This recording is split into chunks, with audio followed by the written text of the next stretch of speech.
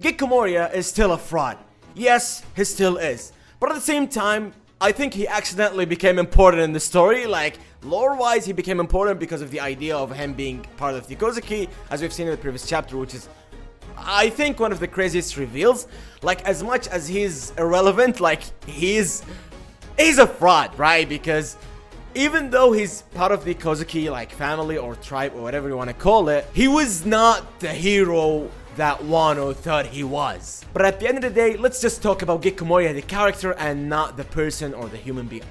This creature. I don't know if you call it a human being, but this creature, okay? Because as a character, I think now Gecko Moria is an important character because of the idea of him being part of the Kozuki family and him basically being able or understanding the poneglyph or the language, so now he can read the poneglyph, right? I do believe that he doesn't necessarily have to be like brothers with Odin. I don't think that's possible, but I think he's probably cousins with Odin, right? Because I do believe that he is somehow, like, when he got back to Wano to fight Kaido, and they thought, like, right now they think that he's a hero and all that, but I think he came back to take what he proclaims as his right to be the shogun. So I do believe that, I mean, Gecko Moria was probably, he was born in Elba. He was born in Wano, okay? He was definitely born in Wano. He probably left, like, when he was, I don't know, 14, 15, to go, like, find himself in the seas and all that stuff, to be a pirate or whatever, because we've seen him in the execution and the death of Roger. He was there, okay? So this means that happened 24 years ago, and Gecko Moria now is 50 years old. So 24 years ago he was like 26. So I do believe that around the time he was 14, 15, he left Wano to find himself to be a pirate, whatever. So he was there at the execution of Roger. So at that time he came back to Wano to get what he thinks is rightfully his, which is to be the shogun of Wano, which he failed miserably, and all his crew, like all the guys that were with him, they were killed, and he escaped like a rat, like a fraud that he is, okay? And he stole Ryu.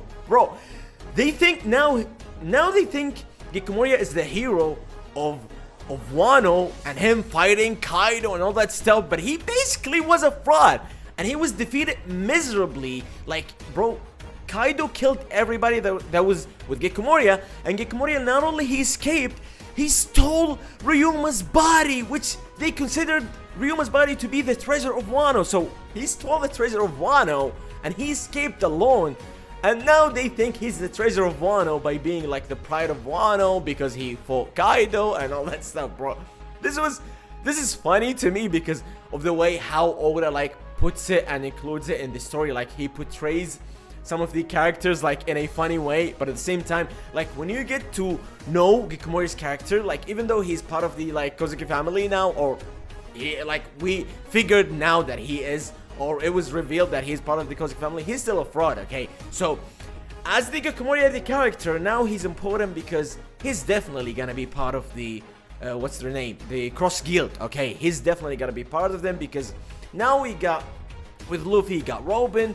With Blackbeard, you got probably Pudding, or somehow we're gonna figure something with the Blackbeard Pirates, but let's say for now, Pudding.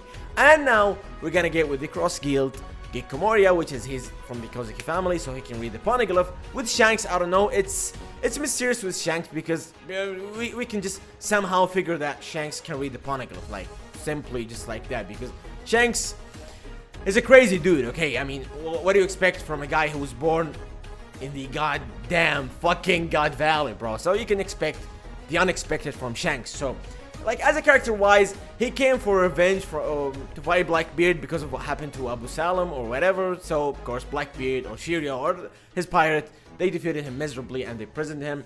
He became a prisoner, and then Pirona, with the garb stuff, she find a way to help Gecko Moria to escape. So now I do believe that Pirona and Gecko Moria are gonna be part of the Cross Guild, and that is gonna be the story of Gecko Moria being a lucky guy, I guess, and the Cross Guild using his name or using his ability of reading the poneglyph and to be part of her, okay? I do believe that Buggy is probably gonna be the mastermind behind all of this. Like, I do believe that Buggy is gonna be the mastermind behind getting Gecko Moria to the Cross Guild and getting the Flamingo and whatever, like, I don't know, Chichibukai left, okay? That is how, because I don't think Mihawk and Crocodile are gonna care about, like, inviting other crew members like the Flamingos, and because I don't see like the Flamingo and Crocodile getting along unless like Buggy is somewhat behind this, okay? So this is how Gecko Moria is gonna be part of the Cross Guild. Like, you might, I mean, I saw some people like thinking this is, they were not so happy like with the idea of Gecko Moria being part of the Kozuki family, but at the end of the day, like, I don't see a problem behind it, because I mean, it had to be like Odin and his father not being like the only people that are left from the Kozuki family. Like, it makes sense that we find another like person to be still part of the Kozuki family, to be important in the story, because at the end of the day, like, whether you hate him or like him, Gecko Moria is still like an important character, like in the eyes of the characters that live in the One Piece world, because at the end of the day, like, they don't see him as a clown, because we've seen him as like in the eyes of us like viewers or watchers of One Piece. Yes, we know that he's a clown, but at the end of the day, like, they view it like the One Piece characters that they live in the One Piece world, they view it differently. Like the idea of Buggy, they fear Buggy, but now us readers, watchers of One Piece, we know that Buggy is a clown. At the end of the day, like, he might surprise us like in the future and pull a Obito Toby. We still don't know, but at the end of the day, like I said, the characters that live in the One Piece world, they view the characters differently, because they don't see Gecko Moria being like the guy running from Luffy, that he did not want to fight him and all that stuff. And we know that Gecko Moria is a fraud. Like, he fought Kaido because he thought Kaido was weak, and he thought that he can like hang against Kaido, but at the end of the day, he failed miserably, and all his crew members were killed at that incident. And he escaped because he was afraid of being killed of Kaido, and he stole Ryuma's body. And after that incident, he decided to never fight, because he created that illusion and that idea of creating the zombies, like the zombie army. And that is how, or that is why Gecko Moria did not want to fight Luffy, because he just became lazy after what happened with him and Kaido. So it's funny that the Wano like people, the Wano citizens, they consider Gecko Moria to be a hero, because he most certainly is not. But I guess that is the funny or the fun part of reading One Piece, because you just expect the unexpected from Oda, and he's a great writer like that stuff. So I guess that is it. Like, that is everything that I have to say, or I got to say, of the whole like Gecko Moria being part of the Kozuki, because I find it funny.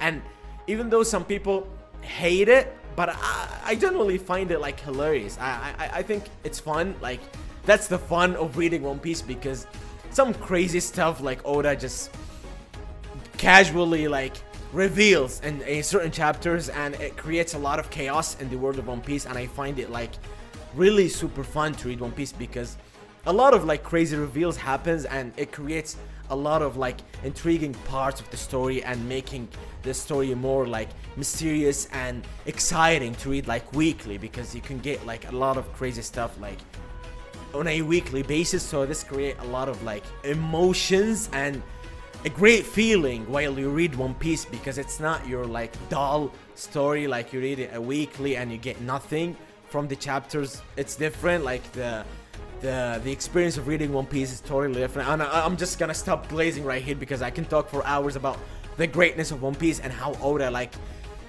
the genius mind behind the story of One Piece is Oda, of course. And okay, let's stop here. Like this video, do all that stuff, and write in the comments, what do you guys think about Gecko Moria, his character, him being part of the Kozuki family, everything about Gecko Moria. Just write in the comments whether you hate his guts, whether you love him, whether you love it, you hate it, you don't like it, okay, whatever. Okay, so write in the comments, like this video, do all that stuff. Thank you guys for watching. Mwah.